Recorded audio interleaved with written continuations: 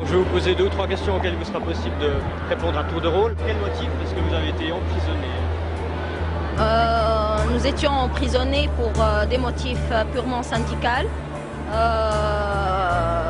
On fait partie d'un syndicat d'étudiants en Tunisie qui est légitime, qui s'appelle l'Union Générale des étudiants tunisiens. Ce syndicat est autorisé par les autorités, mais au fait, dans la pratique, non. Toute manifestation aboutit à une arrestation. Donc, on a fait une grève dans les grandes universités où on revendiquait des droits purement étudiantines. C'est-à-dire, on a revendiqué des toilettes propres, on a 3 toilettes pour 15 000 étudiants. On a revendiqué une bibliothèque riche en revues. Moi et Nordine, nous étudions dans la fac d'économie et de droit. On n'a pas de revues ni juridiques ni économiques, donc on a revendiqué quelque chose pour étudier. Et surtout, on a revendiqué que la police universitaire quitte l'université parce qu'en fait, on a un poste de police au milieu de la fac. Et c'est eux qui entourent, c'est aux yeux de tout le monde, tous les gens peuvent venir et voir. C'est pas des gens civils, non, des gens uniformes, et c'est écrit police universitaire. C'est eux qui contrôlaient l'entrée et la sortie des étudiants. Donc on a dit on veut vivre comme les étudiants partout dans le monde, pas dans une caserne. On n'a pas besoin des flics pour nous protéger. Et nous protéger de quoi, on ne sait pas. Donc on a demandé qu'on vit comme les autres étudiants dans une université sans police. Et cette grève, elle était vraiment si pacifique, sollicitée par les doyens de la fac, mais elle a abouti à une vague d'arrestations, dont le premier a été arrêté, c'était Nordine, et puis la vague a contenu plusieurs étudiants. Et tout ça montre que vraiment on a un président paranoïa parce que après, nous étions jugés, nos chefs d'inculpation, c'était purement politique. Ils ont cru qu'on préparait un coup d'État, ce qui est vraiment rigolo, que 13 étudiants préparent un coup d'État inacceptable et personne ne peut accepter ça. Tout ça montre qu'ils sont paranoïas et que la liberté n'existe pas dans ce pays. Ils veulent qu'on suive ce qu'ils disent et c'est tout. Non à la réflexion, non à la liberté même de réfléchir. Ils nous poussent à faire une autocensure dans nos têtes. Et voilà, à chaque fois qu'on voulait parler, ça aboutit à des arrestations.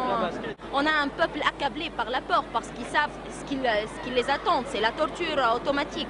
Donc c'est pour ça que tout le monde a peur. Soit ils applaudissent ce qu'il dit le président, donc, soit s'ils disent le contraire, c'est la prison. Et c'est systématique ça. Depuis combien de temps, vous, est-ce que vous avez été incarcéré? J'étais incarcérée pendant 1 année et demie, dans 5 jours de torture. Oui. Et vous, combien de temps est-ce que vous avez été incarcéré? J'étais incarcéré pendant 21 mois, mais j'étais condamné à 4 ans. Les manières de torture sont diverses. En fait, je peux vous parler de la suspension. C'est une manière de suspendre la victime par ses mains sur ses points des pieds. On le suspend les mains au haut avec une chaîne qui le tire de petit à petit jusqu'à ce qu'il reste sur les points des pieds. Il y a aussi la suspension par les pieds, on l'appelle la manière du bain. On suspend la victime par ses pieds où sa tête est suspendue en bas et on trempe sa tête dans un bain qui contenait un mélange d'eau, de javel et d'urine à l'intérieur jusqu'à ce qu'il suffoque et il perd connaissance et il vomit du sang. Il est à la manière de poulet rôti, c'est une suspension où on fait introduire un barre de fer entre les mains et les pieds qui sont collés comme ça et caler ce barre de fer et l'être humain suspendu entre 2 tables. Il y a aussi la manière de la falaka, c'est asséner des coups de gourdin d'1,20 m de longueur et de cette épaisseur-là sur la plante des pieds. Et où sa douleur est essentiellement dans la crâne, dans la tête. Il y a aussi la darbouka, c'est une technique d'asséner des coups de main sur la tête d'une manière synchronique d'une manière synchronisée et diversifiée sur toute la partie de la tête, à ce que le monsieur ou bien la dame, mais généralement on fait ces types pour les hommes, jusqu'à ce qu'ils perdent conscience. Il y a aussi pour interdire du sommeil, il y a avec des aiguilles à la derrière de la crâne, c'est-à-dire dans la nuque. Il y a aussi, pendant la manière de suspension, il y a à peu près, ce sont des électrochocs à travers un instrument noir de 20-25 cm où il y a un bouton où on frappe ici dans les reins et on le sent comme un choc électrique. D'ailleurs, peut-être bien qu'il y a quelque chose d'électrique à l'intérieur. Vous avez parlé de torture institutionnalisée, institutionnelle, donc c'est quelque chose de tout à fait légal dans le gouvernement, c'est quelque chose de l'État sait et promouvoit ces tortures. L'État sait et promouvoit cette torture, mais elle ne déclare pas ça publiquement parce que, si vous le savez, la Tunisie a signé la Déclaration des droits de l'homme, elle a signé la Convention contre la torture et en plus elle a ratifié toutes les conventions internationales pour le respect des droits humains et aussi et contre la torture. C'est-à-dire l'État ne déclare pas utiliser la torture, mais elle promouvoit à l'intérieur, à travers le ministère de l'Intérieur, la torture et elle achète des matériaux pour la torture et elle recrute des agents pour la torture et elle fait des promotions pour les grands tortionnaires. Vous avez parlé aussi du rôle de la culture arabo-musulmane dans l'acceptation de la torture et notamment sur les femmes. Qu'est-ce qu'il en est exactement? La société arabo-musulmane, j'ai pas dit elle accepte la torture, non. Non, mais juste les tortionnaires utilisent, il y a des traditions dans cette société, ils utilisent ça pour torturer. Je dis bien donc le viol, c'est la technique utilisée par les tortionnaires parce qu'une femme qui est violée ne peut pas parler après par crainte qu'elle soit rejetée par la société tant qu'elle n'est plus vierge ou elle est touchée par d'autres hommes. C'est pour ça qu'ils utilisent cette méthode pour vraiment toucher à cette femme parce qu'une femme torturée qui ne parle pas de la torture ou un homme, un être humain, ça reste ici, c'est gravé, ça fait plus de mal. Donc vraiment, pour une femme, ça fait doublement mal qu'elle soit violée, mais qu'elle ne peut pas parler après par crainte qu'elle soit rejetée par la famille. Et de toute façon, la règle du régime, c'est torturer, faire plus de souffrance, de mal et moins laisser de traces. Parce que tu sais très bien, vous savez que la Tunisie, c'est pas isolé d'une autre planète. Elle a des intérêts économiques, politiques avec l'Occident, et surtout qu'elle a ratifié beaucoup de conventions. Elle veut montrer qu'elle est en règle, qu'elle ne fait pas de dépassement. C'est pour ça qu'elle ne veut pas montrer que l'Occident surtout voit qu'il y a de la torture, il y a de la non-respect des droits de l'homme. Elle veut cacher, donc elle ne veut pas que la victime porte de traces. Elle essaie de toute manière de ne pas utiliser des tortures, soit que la victime ne peut pas en parler, il n'y a pas pour ne pas avoir de preuves, soit même les traces physiques sont remédiées par un médecin qui est présent dans ce bâtiment de torture, qui son rôle c'est bien superviser la torture, qui supporte plus, qui supporte moins, quelle méthode utiliser avec telle et non sur telle, que les traces, parce que juste après la torture, il te remédie sur place pour que les traces disparaissent et pour que, oui, c'est automatiquement ça. Il y a le médecin qui est un infirmier qui, leur rôle c'est ça, superviser la torture et enlever les traces pour que, après, mais ça reste quand même, nous tous on porte les traces de la torture, donc, mais pour eux le minimum de traces pour que les autres, les pays occidentaux ne disent pas que voilà, il y a la torture, il y a des gens qui portent les traces. Il s'agit donc en résumé d'une arme contre la liberté d'expression de ce peuple. Effectivement, c'est une arme contre tout genre de liberté, d'expression, d'organisation, d'association, de tout. On a le droit à rien. On n'a pas le droit de respirer comme on veut. Donc c'est eux qui veulent dessiner la société dont ils veulent qu'on vive. Hein, et il faut qu'on respecte, qu'on suive comme des troupeaux, ou bien on est puni. Donc il n'y a aucune liberté en Tunisie. Tout est interdit, tout est interdit. Hein, tout. Mais maintenant, on passe au stade que trois opposants qui restent dans un café, c'est interdit.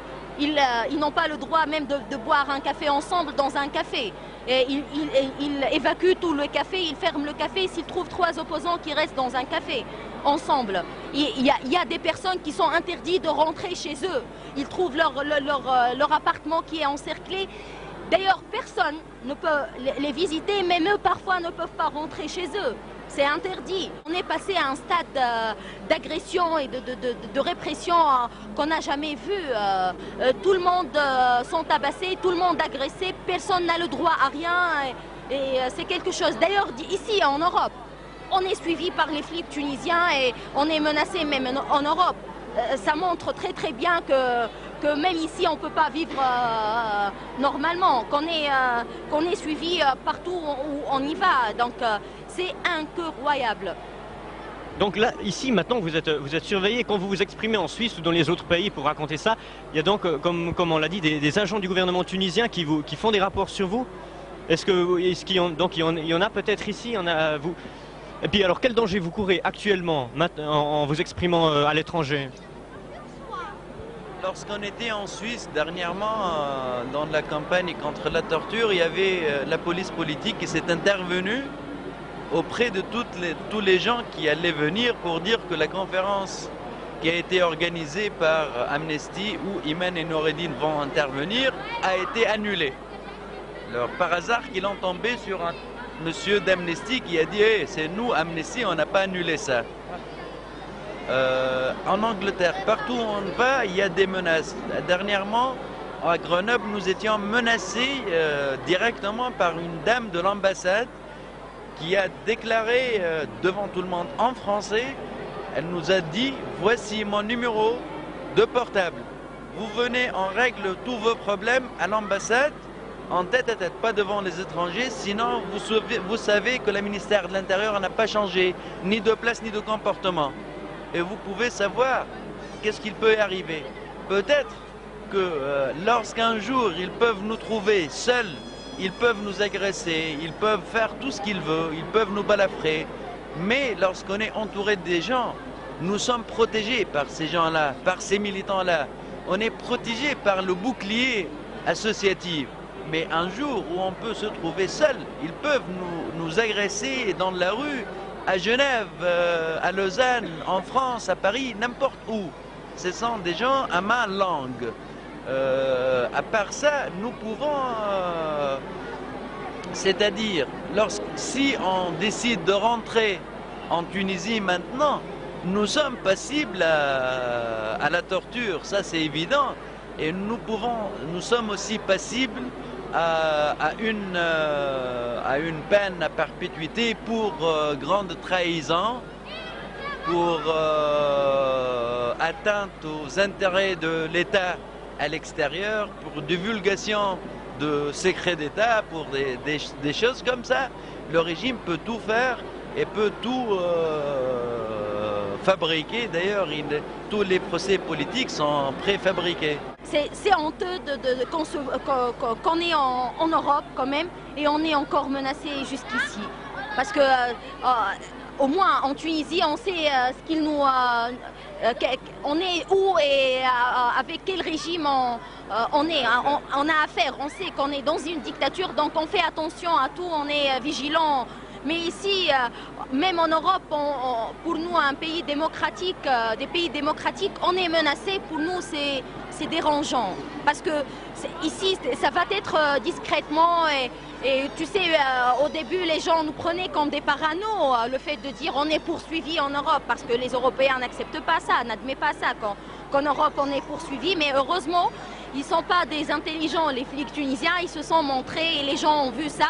Et même le ministère de l'Intérieur français a répondu dans une émission à Arte dernièrement que c'est vrai qu'on a des menaces. Oui, ils ont dit qu'on sait très bien qu'il y a des tortionnaires qui viennent en France ou des faux passeports et tout ça. Donc c'est pas de la paranoïa qu'on raconte, c'est une vérité. Et heureusement, à chaque fois, les flics se montrent et disent on est là, tu vois. Mais nous, on est contre demander d'asile politique parce que nous, on veut retourner bientôt en Tunisie pour aussi participer de l'intérieur à faire changer les choses. Si on va payer le prix de cet engagement, nous sommes là pour le faire.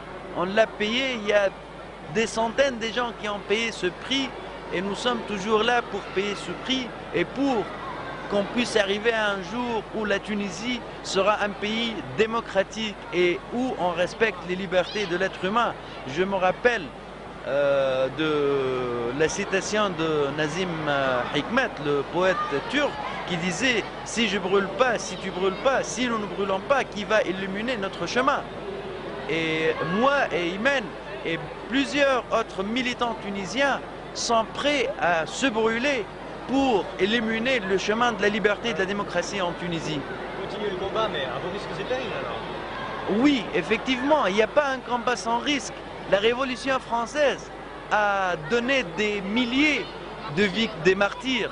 La démocratie en Suisse, la libération même de la Suisse, la libération de beaucoup de pays, la démocratisation de la Yougoslavie, la démocratisation de beaucoup de pays a été faite suite à des sacrifices donnés, a été faite suite à des actions faites par des militants, par des patriotes, par des gens qui sont prêts à donner tout ce qu'ils possèdent en faveur de ce patrie et en faveur de l'humanité réellement et en faveur de la société. Qu'est-ce que vous diriez pour inciter les gens à militer et puis à prendre connaissance de ces faits?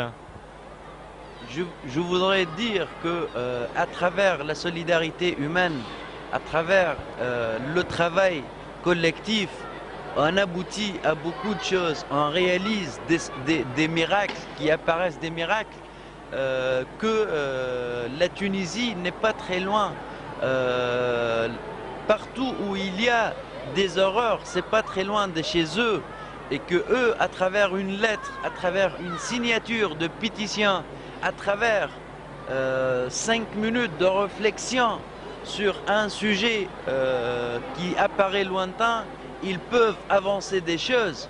Et lorsque tout le monde jette une seule pierre, on aura une montagne de pierres qui a été construite. Lorsqu'on rêve ensemble, alors le rêve, c'est un premier pas pour réaliser ce rêve.